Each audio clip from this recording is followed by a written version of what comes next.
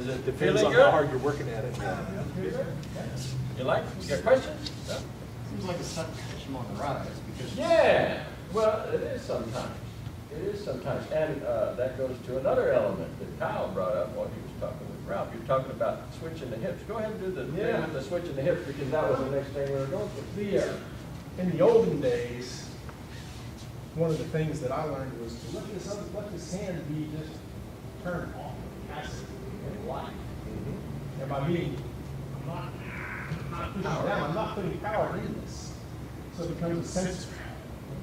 And as soon as I feel him start to lift at all, that's when I make my switch. As soon as I feel him start to lift in any way, and by being light, I have a great receptor. Antenna. For picking that up. But just do the hip switch by yourself. Just here, and watch his hips. That little change in the hips. Now he's doing it up on his tippy toes, which is uncommon. But do it in action. Camera again. This little reversal of the hip right there, also a big deal in the Kodo-Dai. And so that's why this particular technique is really cool, because you get 2 or 3 different things happening just in it that are central to the kata. And that hip switch is one of them. You don't have to do the hip switch. You can do a Ringinagi with a bunch of little steps.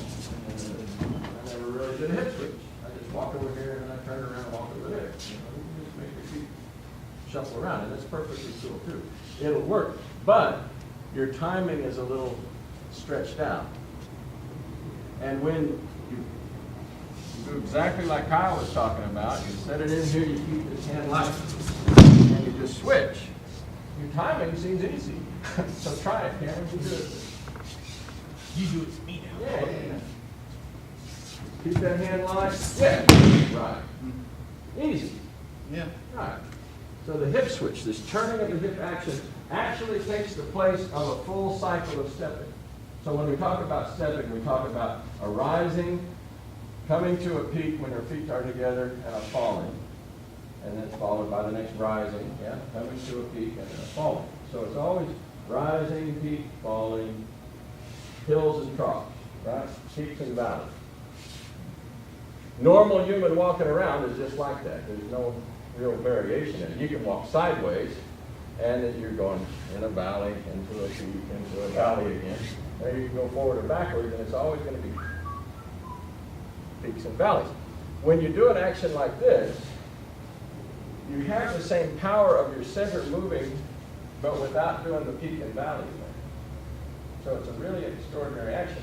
It comes in at the tail end of what we call our walking kata, or what in England yeah. So there's different names and different forms around, but basically this rotating 180 degrees. If you're not comfortable with it, it's just like that, or you can come up more on the balls of your feet if you like, and kind of pop up and down as you do it. I like to keep it very flat. I like to basically do like one of my teachers, Kitty Sullivan, said, imagine the room is full of water right up to your nose. And you don't want to make waves, and you don't want to bob up and down in that water because you're going to drown. And you're trying to rotate as flat as possible right there. So everything is very level. And you're rotating on the balls of the feet, and the heels are just brushing and touching. It shouldn't be too high in the air. If they go too high in the air, well, try it. We go up high in the air, and then we rotate, and you're standing on a high wire.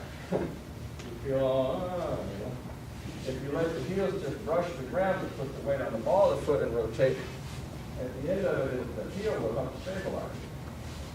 You'll feel kind of solid at the end. Boom. Boom. You can also experiment with, well, if my feet are real close together, what that feels like. And then incrementally move them out further and further. And you'll find that as you get a little wider than your own shoulder width, again, you're back on the tight wire again. You get real wobbly. So there's a frame of reference of, you can do this right underneath yourself like a dancer doing plie. You can do it out to your shoulder width and still be pretty cool. And you can do it just a little past shoulder width and probably still be cool. But man, once you start getting a wide, once you start getting a little extra wide, the stabilization functions in the hips and the knees start having to be overburdened against the rotation of the center. And yeah, the proprioceptors can't do their job. You get wobbly again. So there's a real kind of finite space you want to do that within. But training to do it and do it well is a really useful tool. So with that in mind, let's mix you in and do a little more arimi nagi. And at the end, now your hands are staying pretty light. Everybody's kind of keeping them in the window with the circle. Just switch your hips. You don't have to do it fast. You can, but you don't have to. Okay? Cool? Cool. Just a hip switch at the end. Feel what that's like. Get your partner.